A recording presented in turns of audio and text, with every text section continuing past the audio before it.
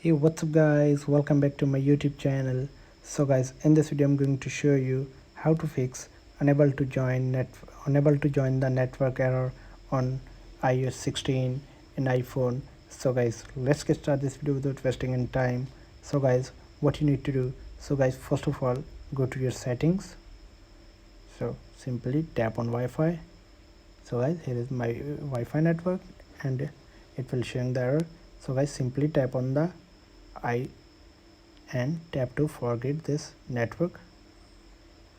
So guys, the solution one is forget network and the solution to it, reboot your network router. So guys, then go to your router and restart your router.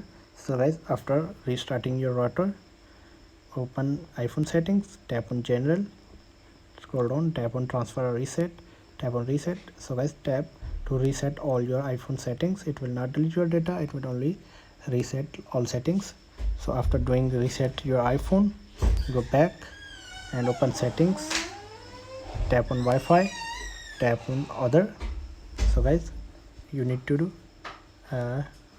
add your network manually.